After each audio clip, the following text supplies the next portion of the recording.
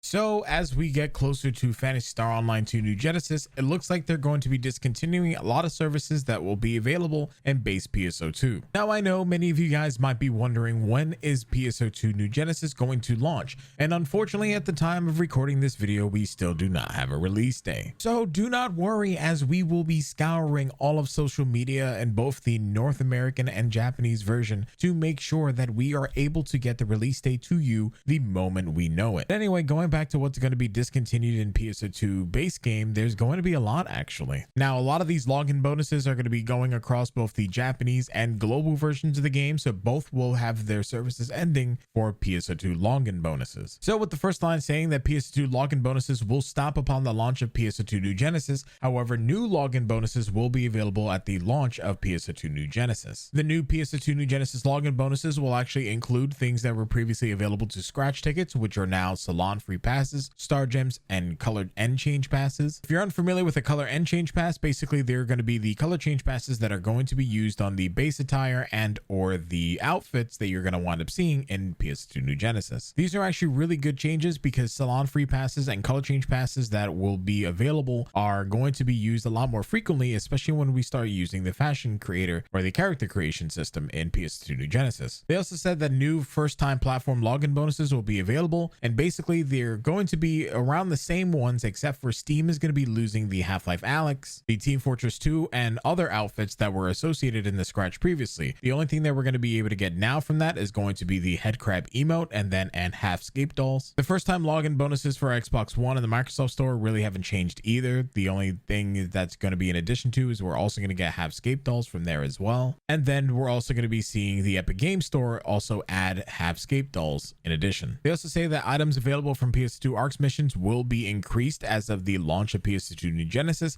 giving players a 100% try boost, enhancement success rates plus 50%, augmentation aids plus 30%, and then additional lambda grinders. Leveling is going to be a little bit easier when it comes to doing your recommended quest in PS2 base game, because now Tokyo bonus key silvers, golds, and Rappy Fever bonus keys will be much more frequent. However, we are not going to be getting Magatsu bonus silver or gold keys anymore. The global player base, we're going to wind up seeing some exciting stuff. They're going to be closing down the Fresh Find shop and then adding in the same thing that's available in the Japanese version, which is called the Treasure Shop. Personally, I would have liked them to have done this sooner, but hey, you beggars can't be choosers. I'm not gonna lie to you, the Treasure Shop change is coming in as late as it is makes me feel like we're going to be seeing some things that they weren't able to bring in because of the Fresh Find shop limitation. So at least in terms of free fashion for a lot of free-to-play players, this might be a good way to be able to implement some of the things that they may not be able to do because of the mission pass being gone and then fun exchange being gone. PSO2 Day is also going to wind up changing as well. It says that upon the launch of PS2 New Genesis, the following changes will be applied to PSO2 Day. Fun earned plus 100%. EXP earned will be given by 200% instead of the standard 100. Rare drop rate plus 200% instead of 100. Gathering occurrence fever is going to be a 100%. Arcs Rappies will still be a thing. However, during every PSO2 Day, you get an augmentation bonus plus 15% and an enhancement aid bonus plus 10%. These are things that weren't available before, but now we'll be able to do augmenting on base PSO2 if we decide to do that on basically 2 days out of the month. However, premium user appreciation day rewards will also be discontinued. Now, they did wind up saying that the SG tickets that you wind up getting as a present for PSO2 Day events will still remain and be distributed to you as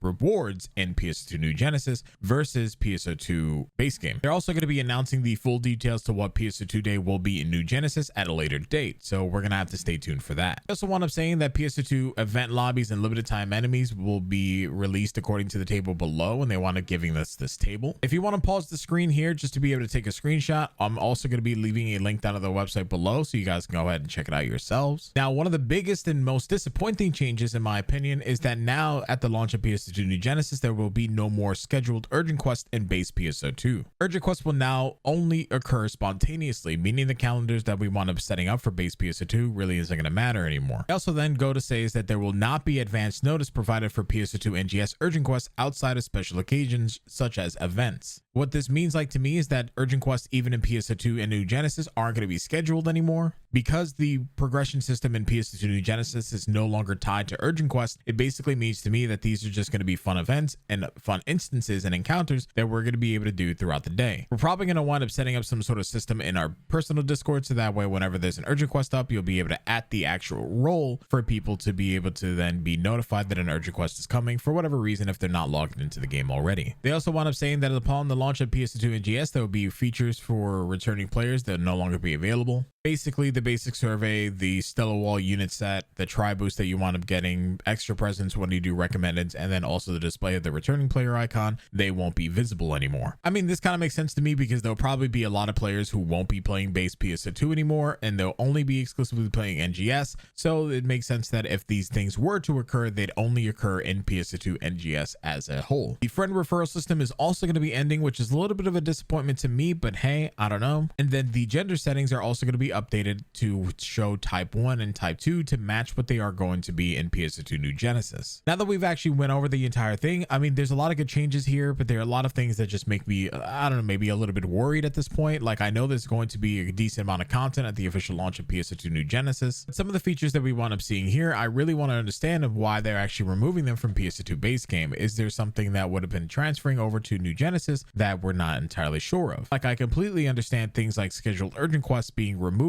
mainly because it's a lot easier to have it as some sort of a spontaneous nature, but things like their features for returning players, if anybody wanted to actually return to play PS2 base game over PS2 NGS, it seems like they'd be missing out on some of the returning player bonuses. Maybe this is going to be something that they're going to be implementing in the future, who knows, but as of right now, these are just some of my worries. But now I pass the question off to you as always. Is this something that you guys are excited for? Does this solidify the fact that they're going to be supporting PS2 New Genesis pretty much for the long term going forward? Or are you a little bit worried that something might, you know, be a problem? And I don't know, is there something just not sitting right with you, I guess? But yeah, so let me know what your opinions are, your honest thoughts in the comments down below, and let's get to discussing. But then again, as always, thank you for clicking another one of my videos, and I hope that you guys are having a fantastic day, and I'll see you guys in the next one. Stay awesome, stay beautiful, and I'll see you guys next time. Peace. I'm out.